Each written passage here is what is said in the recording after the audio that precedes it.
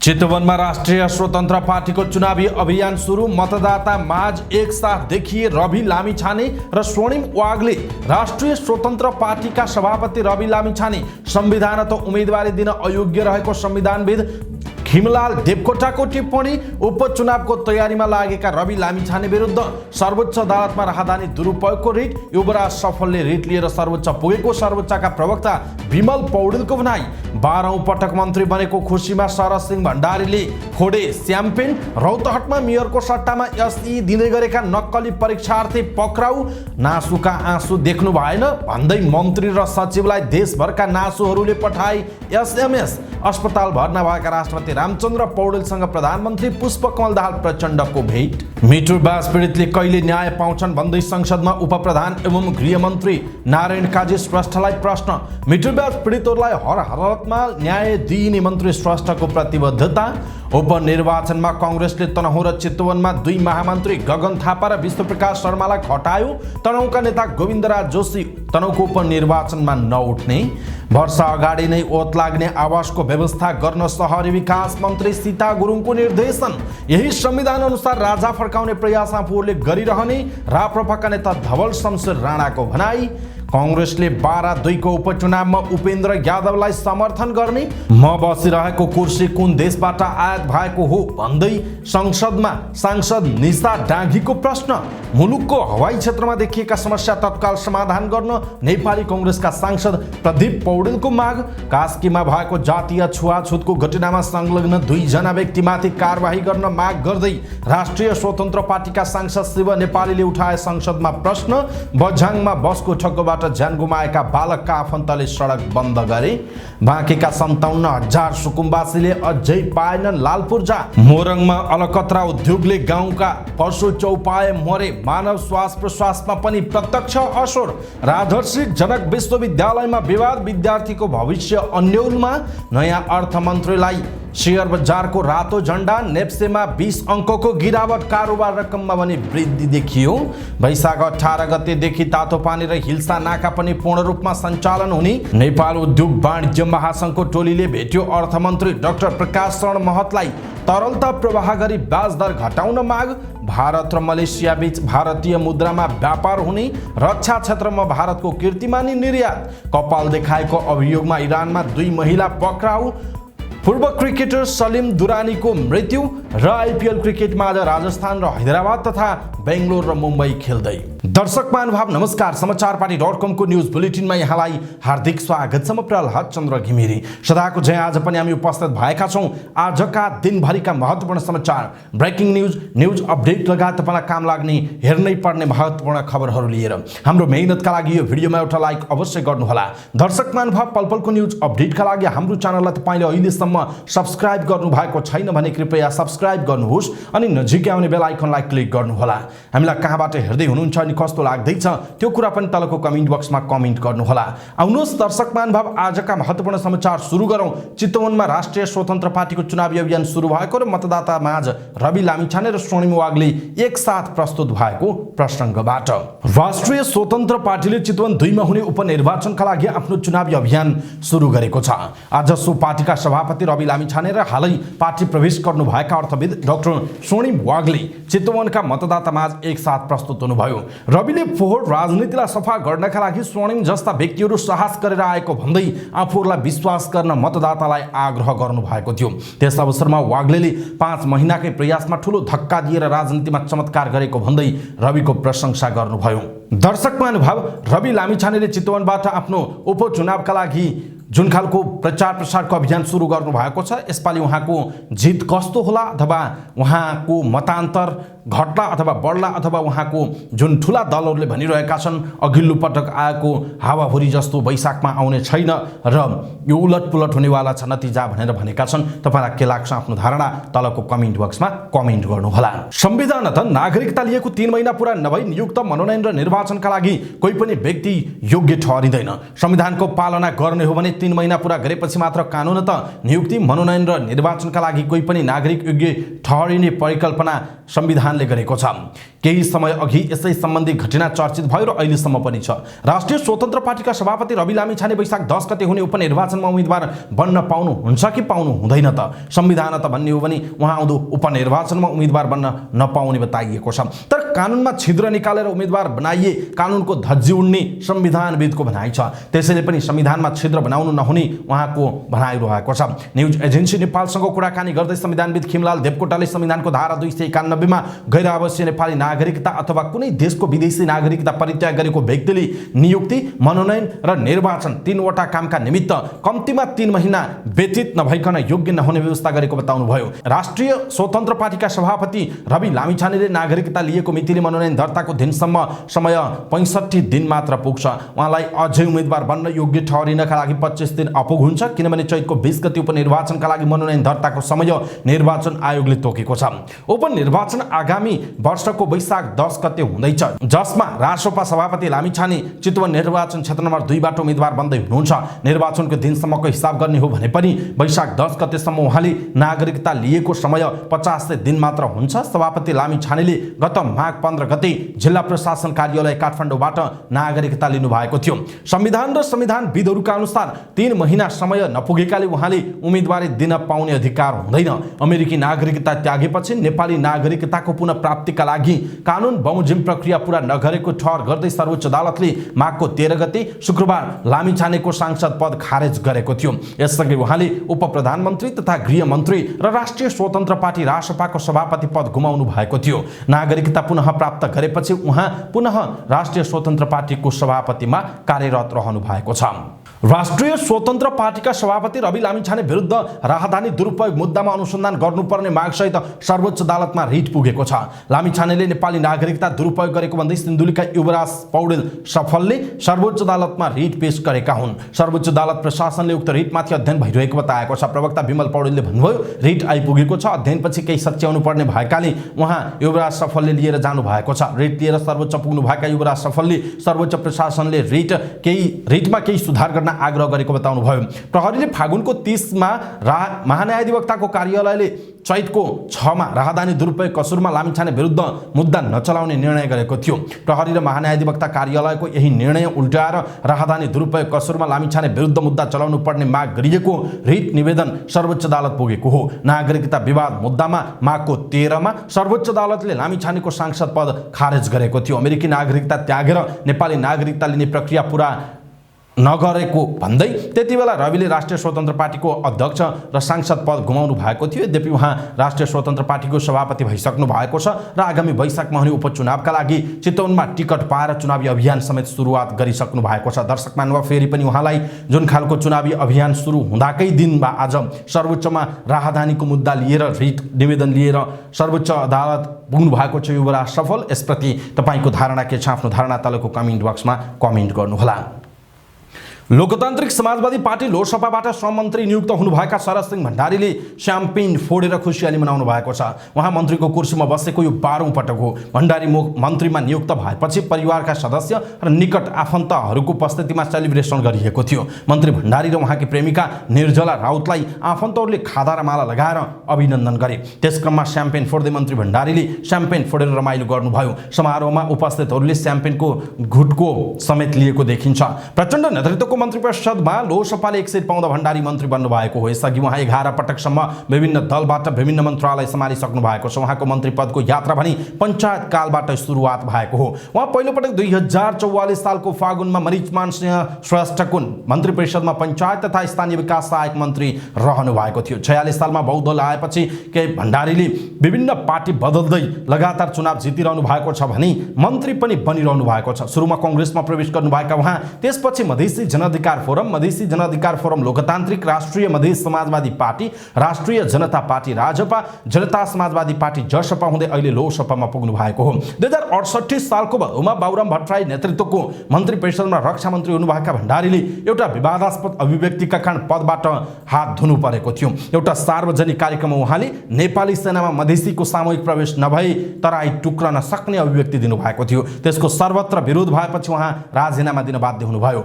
भण्डारी पछिल्लो पटक मन्त्री बनेको चाहिँ 2078 साल जेठको 21 मा हो। तत्कालीन प्रधानमन्त्री केपी शर्मा ओलीले उहाँलाई ऊर्जा मन्त्री बनाए पनि अदालतको आदेशका कारण 17 दिनमै उहाँ बाहिरिनु परेको थियो। भण्डारीको वैवाहिक जीवन केही विवादास्पद छ। उहाँ आफ्नो श्रीमती हुँदाहुँदै प्रेमिका निर्जला राउतसँग लिभिङ टुगेदरमा हुनुहुन्छ भनेर नेपाल प्रेसले यो समाचार लेखेको छ। निर्जलालाई भण्डारीले 2 पटक समानुपातिक सांसद समेत बनाउन सफल हुनुभएको थियो।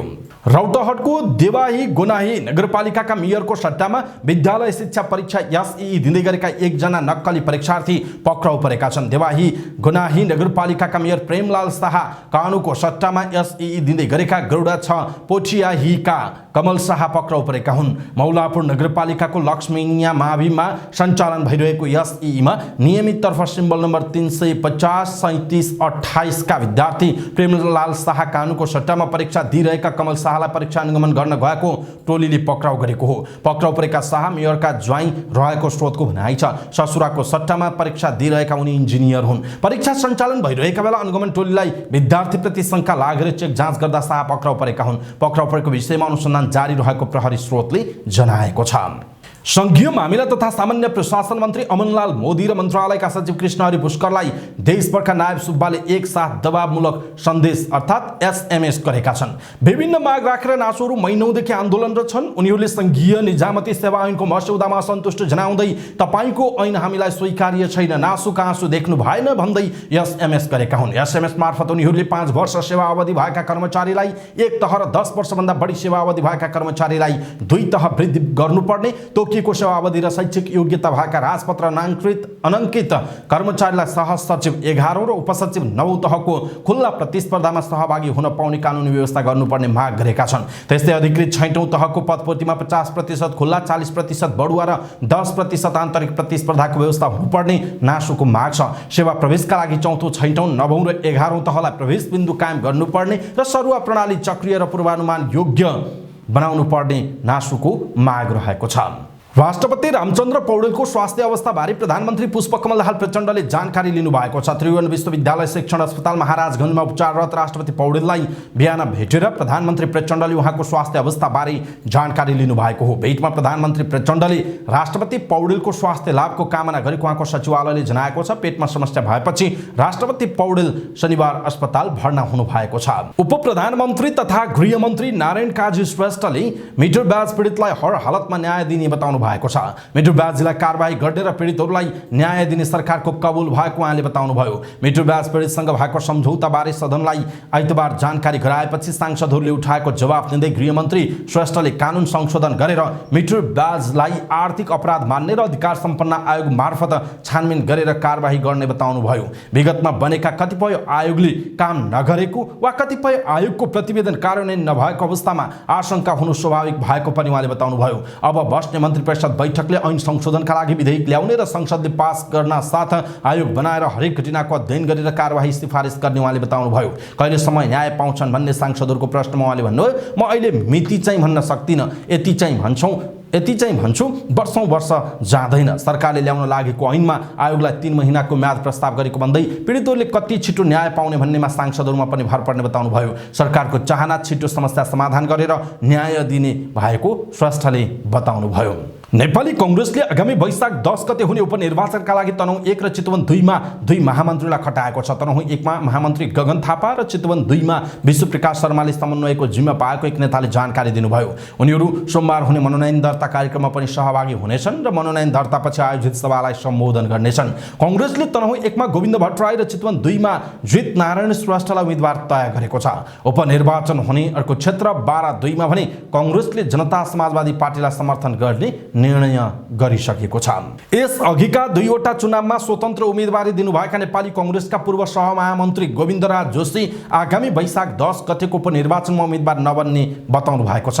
दमौलीमा भएको एक कार्यक्रममा उहाँले उपनिर्वाचनमा नउठ्ने बताउनुभयो। जोशी यस अघिका 2 वटै चुनावमा रामचन्द्र पौडेल विरुद्ध उम्मेदवार बन्नु भएको थियो।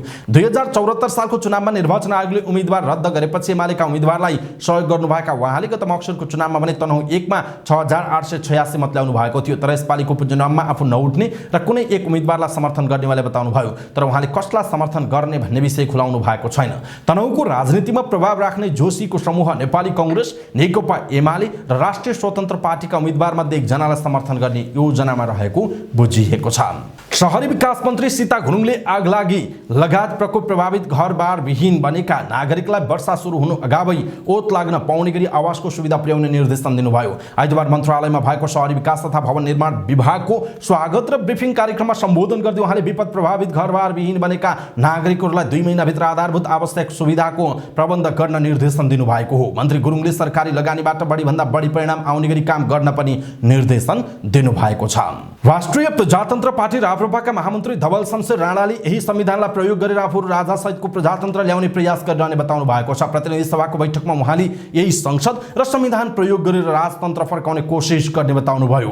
प्रतिनिधि सभाको बैठकमा उप प्रधानमन्त्री एवं गृहमन्त्री नारायण काजी श्रेष्ठले कुनै पनि कोणबाट कुनै पनि तर्क दिएर प्राप्त उपलब्धि राजनीतिक व्यवस्थालाई कमजोर पार्ने र यसप्रति धावा बोल्न नदिन सरकार दृढ रहेको बताउनु भएको थियो। त्यसप्रति टिप्पणी गर्दै राप्रपा सांसद राणाले आफूहरूको एजेन्डा अनुसार नै अगाडि बढ्ने जवाफ दिनुभएको हो। नेपाली कांग्रेसले 12 निर्वाचन क्षेत्र नम्बर 2 मा गठबन्धनका साझा उम्मेदवारको रूपमा जनता समाजवादी जसपाका अध्यक्ष उपेन्द्र यादवलाई समर्थन गर्ने निर्णय गरेको छ। पार्टी केन्द्रीय कार्यालय सानेपामा बसेको केन्द्रीय कार्य सम्पादन समितिको बैठकले 12 निर्वाचन क्षेत्र नम्बर 2 को उपचुनावमा सत्ता गठबन्धनको साझा उम्मेदवारका रूपमा जसपा अध्यक्ष यादवलाई समर्थन गर्ने निर्णय गरेको पार्टीका सहमहामन्त्री बद्री प्रसाद पाण्डेले जानकारी दिनुभयो। उहाँले 2079 को चुनावभन्दा पहिला पार्टीको अनुशासनको कारबाहीमा परेका उपचुनाव हुने 3 क्षेत्रका नेताहरूलाई पुरानै क्रियाशील सदस्यताको निरन्तरता हुने गरी कारबाही फुकुवा गर्ने निर्णय भएको बताउनुभयो। उहाँले 2079 को चुनावको बेलाको हकमा भने उपचुनावमा नेताहरूले खेलेको भूमिकालाई हेरेर पछि निर्णय लिइने बताउनु भएको छ। राष्ट्रिय स्वतन्त्र पार्टी रासपाकी सांसद निशा ढाङ्गीले संसद भवनमा प्रयोग भएका कुर्सी लगायतका पूर्वाधार नेपालमै बनेको हो कि अन्य देशबाट आएको भएको हो त्यसबारेमा सरकारसँग जानकारी माग गर्नु भएको छ। आइतबार प्रतिनिधि सभाको शून्य समयमा बोल्दै उहाँले यस्तो प्रश्न गर्नुभयो, म सदनमा बसिरहेको कुर्सी कुन देशबाट आयात भएको हो कि नेपालमा नै बनेको हो? उहाँले भन्नुभएको छ, कुर्सीका लागि जुन झगडा हुने गरेको छ सभामुख र प्रधानमन्त्रीको कुर्सी कुन देशबाट आयात भएको हो उहाँको प्रश्न छ। सांसद ढाङ्गीले सिंहदरबार, बालुवाटार, शीतल निवास र संसद भवनको क्षेत्रलाई आत्मनिर्भर घोषणा गर्नुपर्ने बताउनु भएको छ। नेपाली कांग्रेसका सांसद प्रदीप पौडेलले मुलुकको हवाई क्षेत्रमा देखिएका समस्या तत्काल समाधान गर्न सरकारसँग माग गर्नु भएको छ। प्रतिनिधि सभाको बैठकमा बोल्दै उहाँले मुलुकको हवाई क्षेत्रमा पछिल्ला दिनहरूमा गम्भीर समस्याहरू देखा परेको उल्लेख गर्दै त्यसको दिगो समाधान खोज्न सरकारसँग माग गर्नु भएको हो। कुनै जहाजको पाङ्ग्रा खुस्किने, टायरमा भाडामा लिनुपर्ने, उडान नियमित नभएर यात्रुहरू अलपत्र बन्ने स्थिति पछिल्लो समय देखा परेको उल्लेख गर्दै सांसद पौडेलले सो समस्यालाई गम्भीरपूर्वक लिन सरकारलाई सचेत गराउनु भयो। उहाँले व्यवस्थापकीय पक्षमा चुक्दा नेपालको हवाई क्षेत्रमा बढी दुर्घटना हुने गरेको उल्लेख गर्दै त्यसलाई किन गम्भीरतापूर्वक नलिएको हो भनेर सरकारलाई प्रश्न समेत गर्नुभयो। उहाँले हवाई सुरक्षाको विषयलाई हरेक मुलुकले उच्च प्राथमिकता राख्ने गरे पनि नेपाल सरकार र सम्बन्धित निकाय त्यस मामिलामा बेखबर जस्तै बन्नु दुःखद रहेको पनि बताउनुभयो। कास्कीमा भएको जातीय छुवाछुतको घटनामा संलग्न 2 जना व्यक्तिमाथि कारबाही गर्न राष्ट्रिय स्वतन्त्र पार्टी रासपाका सांसद शिव नेपालीले माग गर्नु भएको छ। प्रतिनिधि सभाको आइतबारको बैठकको शून्य समयमा बोल्दै उहाँले यस्तो माग गर्नुभयो। कास्कीबाट नै प्रतिनिधि सभामा प्रतिनिधित्व गर्ने रासपाका सांसद नेपालीले कास्कीमा गत फागुन 25 गते दलितले छोएको भन्दै भतेर घोप्ट्याइएको र उक्त घटनामा वडा अध्यक्ष रामजी लामिछाने र स्थानीय सरिता लामिछानेमाथि कडाभन्दा कडा कारबाहीको माग गर्नुभयो। उहाँले फरार रहेका 2 जनालाई पक्राउ गरेर कानुनी कठघरामा ल्याउन माग गर्नुभएको छ। 21औं शताब्दीमा पनि यस्तो छुवाछुत जन्य कार्य हुनु निन्दनीय रहेको उहाँको भनाइ छ। देशमा लोकतान्त्रिक गणतन्त्र आए पनि दलित समुदायलाई लोकतान्त्रिक गणतन्त्रले नछोएको नेपालीको टिप्पणी रहेको छ। बझाङमा बसको ठक्करबाट ज्यान गुमाएका बालकका आफन्तले सडक बन्द गरेका छन्। बालकका आफन्तले क्षतिपूर्ति दिनुपर्ने र दोषीलाई कडाभन्दा कडा कारबाही गर्नुपर्ने मागसहित जय पृथ्वीराज मार्ग बन्द गरेको प्रहरी नायब प्रेक्षक डीएसपी जागेश्वर भण्डारीले बताउनुभयो। शनिबार दिउँसो बझाङको सदरमुकाम चैनपुर नजिकै बसले ठक्कर दिँदा सुरमा गाउँपालिका वडा नम्बर 3 का 3 वर्षीय बालक सरगम बोहराको ज्यान गएको थियो। बालकलाई ठक्कर दिने बसका चालक बैतडीको पुचौडी नगरपालिका 5 का गणेश बोहरा स्थानीयको कुटपिटबाट घाइते भएको जिल्ला प्रहरी कार्यालयले जनाएको छ। चालकलाई थप उपचारका लागि धनगढी रेफर गरिएको छ। स्थानीयले ठक्कर दिने बसमा तोडफोड समेत गरेको बुझिएको छ। बाँकेका भूमिहीन दलित सुकुम्बासीहरूले अहिलेसम्म लाल पूर्जा पाउन नसकेको गुनासो गरेका छन्। बाँकेका भूमिहीन दलित सुकुम्बासी र अव्यवस्थित बसोबास गर्ने करिब 57,000 सुकुम्बासीहरूले अहिले अहिलेसम्म लाल पूर्जा पाउन नसकेको गुनासो गरेका हुन्। वन ऐनको कारण राष्ट्रिय भूमि आयोगले भूमिहीन, दलित, सुकुम्बासी र अव्यवस्थित सुकुम्बासीहरूलाई जग्गाको लाल पूर्जा वितरण गर्न ढिलाइ भएको जनाएको छ।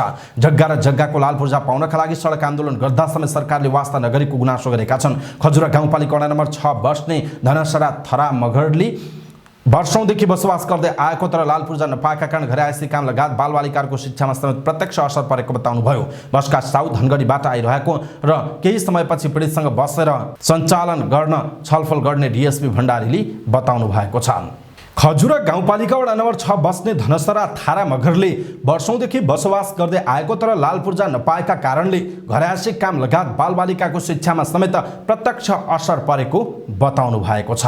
मोरङको उर्लाबारी 3 चन्दनीमा सञ्चालनमा आएको मिक्लाजुङ इन्भेस्टमेन्ट कम्पनी प्रणालीले समुदायलाई असर पर्ने गरी अलकत्रा पगाल्न थालेपछि विरोध सुरु भएको छ। समुदायबाट करिब 3 किलोमिटर टाढा रहनुपर्ने प्रावधान रहे पनि उद्योगले उक्त नियम पालना नगर्दा पशु चौपायाको मृत्यु भएको छ। उद्योग सञ्चालनका कारण समुदाय खोला र विद्यालय नजिकै अलकत्र पगाल्ने बेसैले स्थानीयको स्वास्थ्यमा पनि गम्भीर असर देखा परेको स्थानीय बताउँछन्। मापदण्ड विपरीत समुदायको बीचमा अलकत्र पगाल्न थालेपछि स्थानीयहरू आक्रोशित भएका छन्। गाउँघरमा भएका पशु चौपाय मर्ने र बालबालिकाको स्वास्थ्यमा असर पर्न थालेपछि स्थानीयले उद्योगमा तोडफोड समेत गरेका छन्। मानव स्वास्थ्यमाथि खेलवाड गर्ने उद्योग तोडफोडको आरोपमा इलाका प्रहरी कार्यालय उर्लाबारीले स्थानीय 4 जना युवालाई नियन्त्रणमा पनि लिएको थियो। नियन्त्रणमा लिएका अर्जुन श्रेष्ठ र गोपाल उदास देउजालाई प्रहरीले छोडे पनि मनोज लिम्बू र सन्तोष लिम्बू भने इलाका प्रहरी कार्यालय उर्लाबारीको नियन्त्रणमा छन्। यता उद्योग रेखदेख गर्दै आएका इन्चार्ज जगन्नाथ रेग्मीले भने स्थानीयको स्वास्थ्यमा असर नपर्ने गरी उद्योग सञ्चालन गरे पनि स्थानीय युवा आएर तोडफोड गरेको बताउनुभयो। राजर्षि जनक विश्वविद्यालयमा कर्मचारी र शिक्षक बीचको विवादका कारण विश्वविद्यालयमा अध्ययनरत विद्यार्थीहरूको भविष्य अन्यलमा पर्न थालेको छ। मध्य प्रदेशको राजर्षि जनक विश्वविद्यालयका कर्मचारी र शिक्षक बीच भएको विवादका कारण अध्ययनरत विद्यार्थीको परीक्षा फारम समेत भर्न नपाउँदा भविष्य अन्यलमा परेको हो। अहिले विश्वविद्यालय आन्दोलनको अखडा बन्द गएको छ। त्यस्तै विश्वविद्यालयमा करिब 11 महिनादेखि उपकुलपति छैनन् भने कर्मचारीको पनि अभाव छ। विश्वविद्यालयको भिसी रजिस्ट्रार डिन लगायतका पदाधिकारी नभएको करिब 11 महिना बढी भइसकेको छ। विश्वविद्यालयमा 11 महिना अघिका प्राय सबै पदाधिकारीहरू कार्यविधि पूरा गरेर अवकाश प्राप्त भइसकेका छन् तर सरकारले अहिलेसम्म पनि नयाँ कर्मचारी नियुक्त गर्न सकेको छैन। विश्वविद्यालयमा कर्मचारी नहुँदा विद्यार्थीहरूले समयमा नै परीक्षाको फारम समेत भर्न नपाएको विद्यार्थीहरूको गुनासो छ। विश्वविद्यालयले बीबीए तेस्रो सेमेस्टरमा अध्ययनरत विद्यार्थी नरेन्द्र कुमार शाहले विश्वविद्यालयको व्यवस्थापन कमजोर रहेको बताउनुभयो। उहाँले विद्यार्थीहरूलाई परेको समस्या क्याम्पस प्रमुखलाई भन्न समेत अहिलेसम्म प्रमुख समेत नभएको बताउनुभयो। उहाँले परीक्षाका लागि परीक्षा फर्मका लागि पहल गर्ने समेत कोही नभएको बताउनुभयो। उहाँले विश्वविद्यालयका कर्मचारी र शिक्षकको विवादका कारण विद्यार्थीको पढाइमा समस्या भइरहेको बताउनु भएको छ। उहाँले विद्यालयमा भर्ना भएको हिसाबले हेर्दा अहिले 5औं सेमेस्टरको पढाइ हुनुपर्ने भए पनि अहिलेसम्म तेस्रो सेमेस्टरको परीक्षाकै तयारीमा विद्यार्थीहरू रहेको बताउनुभयो। साताको पहिलो कारोबारको दिन आइतबार नेप्से परिसूचकमा गिरावट आएको छ। आइतबार नेप्से परिसूचक 20 अङ्कले घटेर 1888.55 बिन्दुमा ओह्रालो लागेको छ। त्यस्तै सेन्सेटिभ इन्डेक्स 3.72 अङ्क घटेको छ भने फ्लोट इन्डेक्स 1.42 अङ्क र सेन्सेटिभ फ्लोट इन्डेक्स 1.33 अङ्क घटेको छ। आइतबार कारोबारमा आएका 260 कम्पनीको 37,87,241 किता सेयर 1 अर्ब 20 करोड 71,22,600 रुपैयाँ बराबरको कारोबार भएको छ। गत बिहिबारको तुलनामा शेयर कारोबार रकम बढेको छ। नेप्सेका 13 उपसमूह मध्ये सबै उपसूचकको परिसूचक घटेको छ, जसमध्ये व्यापार उपसमूहको परिसूचक 2.58% घटेको छ। त्यस्तै लगानी, जलविद्युत, वित्त, विकास बैंक, लघुवित्त र बैंकिङ समूहको परिसूचक 1% भन्दा बढी घटेको छ। आइतबार नेप्से परिसूचकमा गिरावट आए पनि कालिन्चोक दर्शन कम्पनीको शेयर मूल्य भने सकारात्मक सर्किट लेभलमा कारोबार भयो। त्यस्तै सिटिजन म्युचुअल फन्डको 1 को इकाइ मूल्य 6.10% बढेको छ तर यता स्वाभिमान लघुवित्तको शेयर मूल्य 9.61% घटेको छ। आइतबार कारोबारमा आएको एनआईसी एसिया बैंकको 5 करोड 5 लाख रुपैयाँ बराबरको शेयर खरिद बिक्री भएको जनाइएको छ। नवनियुक्त अर्थमन्त्री डाक्टर प्रकाश शरण महतसँग नेपाल उद्योग वाणिज्य महासंघको पदाधिकारीको टोलीले भेट गरी अर्थतन्त्रको अवस्थाबारे ब्रिफिङ गरेको छ। आइतबार बिहान अर्थ मन्त्रालयमा भएको भेटमा अध्यक्ष शेखर गोल्छाले नवनियुक्त अर्थमन्त्रीलाई सिङ्गो निजी क्षेत्रका तर्फबाट अर्थतन्त्रको अवस्थाबारे ब्रिफिङ गर्नुभयो। भेटवार्तामा अध्यक्ष गोल्छाले अहिले बजारमा तरलता प्रवाह गरेर ब्याज दर घटाउनु पर्ने सुझाव दिनुभयो। यसका लागि केन्द्रीय बैंक र सरकारले संयुक्त पहलमा तरलता तरलता प्रवाह गरेर ब्याज दर झार्नुपर्ने उहाँको सुझाव छ। सहकारी र लघुवित्तमा तरलता बढाउने गरी काम अगाडि बढाउन पनि उहाँले जोड दिनुभयो। सरकारी खर्च निकै सुस्त रहेको भन्दै त्यसलाई बढाउन पनि गोल्छाले सुझाव दिनुभएको छ। अहिले करिब 24% मात्र रहेको सरकारी खर्चलाई विस्तार गर्न उहाँको आग्रह रहेको छ। भारत र मलेसियाले अन्य मुद्राहरूसँगै भारतीय रुपैयाँमा द्विपक्षीय व्यापार गर्न सक्ने भएका छन्। गत जुलाईमा भारतको केन्द्रीय bank reserve bank of India RBI ले अन्तर्राष्ट्रिय व्यापारमा भारतीय रुपैयाँको मूल्य निर्धारण गर्ने निर्णय गरेको हो। उक्त निर्णय अनुसार भारत र मलेसिया अब रुपैयाँमा कारोबार गर्न सक्ने भएको गत शनिबार RBI ले जनाएको छ। द्विपक्षीय व्यापारका रूपमा प्रयोग गर्ने उद्देश्य र पहलको उद्देश्य विश्वव्यापी व्यापार वृद्धिलाई सहज बनाउन र भारतीय रुपैयाँमा विश्वव्यापी व्यापारमा देशहरूको चासोलाई समर्थन गर्नु रहेको RBI को तर्क छ। क्वालालम्पुर स्थित इन्डिया इन्टरनेसनल बैंक अफ मलेसियाले युनियन बैंक अफ इन्डियासँगको विशेष रुपैयाँ लेनदेन खाता मार्फत द्विपक्षीय व्यापारका लागि रुपैयाँको कारोबारलाई सक्रिय गरिसकेको छ। यो ज्ञात छ कि आर्थिक र व्यापार सम्बन्ध द्विपक्षीय साझेदारीको मुख्य आधार हो। भारत र मलेसियाले द्विपक्षीय आर्थिक र व्यापारिक सम्बन्धलाई मजबुत बनाइरहेको छ। मलेसिया भारतको 13औं ठूलो व्यापार साझेदारको रूपमा उभिएको छ। भारत मलेसियाको शीर्ष 10 व्यापार साझेदारको सूचीमा रहेको छ। भारत एसियाको तेस्रो ठूलो व्यापारिक साझेदार देश पनि रहेको छ। भारतले आर्थिक वर्ष 2022-23 मा लगभग 15 करोड 920 रुपैयाँको रक्षा निर्यात गरेको छ, जुन अहिलेसम्मकै उच्च भएको गत शनिबार भारतीय रक्षा मन्त्री राजनाथ सिंहले बताएका छन्। शनिबार प्रधानमन्त्री नरेन्द्र मोदीले सामाजिक ट्विट गर्दै यस्तो लेखेका छन्। महान मेक इन इन्डियाका लागि भारतको प्रतिभा र उत्साहको स्पष्ट अभिव्यक्ति यस वर्षको रक्षा निर्यात आएको हो। हाम्रो सरकारले भारतलाई रक्षा उत्पादनको हब बनाउने प्रयासलाई समर्थन गर्नेछ। भारत सरकारले आगामी आर्थिक वर्ष 2024-25 सम्ममा रक्षा निर्यातलाई थप 35 करोड रुपैयाँमा पुर्याउने लक्ष्य राखेको प्रधानमन्त्री नरेन्द्र मोदीको भनाइरहेको छ। पोशाक सम्बन्धी सरकारले जारी गरेको आदेशको उल्लङ्घन गरी सार्वजनिक रूपमा कपाल देखाएको अभियोगमा 2 जना महिलालाई पक्राउ गरिएको छ। इरानको एक पसलमा दही किन्न गएका उनीहरूलाई एकजना पुरुष ग्राहकले हिजाब नलगाएको भन्दै दहीले बारम्बार आक्रमण गरेका थिए। सार्वजनिक व्यवस्था बिगारेको आरोपमा ती आक्रमणकारीलाई पनि पक्राउ गरिएको न्यायपालिकाको मिजान समाचार समितिले जनाएको छ। इरानको न्यायपालिकाले ती महिलालाई कपाल देखाएको आरोपमा हिरासतमा लिएको बताएको छ। इरानमा महिलाले टाउको नढाक्नु गैर कानुनी मानिन्छ। यसअघि हिजाब अनिवार्य लगाउनु पर्ने कानुनी व्यवस्था अन्त्य हुनुपर्ने माग गर्दै देशमा महिनौदेखि विरोध प्रदर्शन भइरहेको छ। भारतका पूर्व क्रिकेटर सलिम दुरानीको आइतबार निधन भएको छ। लामो समयदेखि बिमारी भएका दुरानीको आइतबार बिहान निधन भएको समाचार एजेन्सी PTI ले जनाएको छ। आफ्नो पालामा अलराउन्डर क्रिकेटरको पहिचान बनाएका दुरानीको आइतबार 88 वर्षको उमेरमा निधन भएको हो। सन् 1971 मा वेस्ट इन्डिजमा भारतलाई पहिलो टेस्ट क्रिकेट जिताउन मद्दत गरेका कारण दुरानीलाई सबैभन्दा बढी सम्झना गरिन्छ।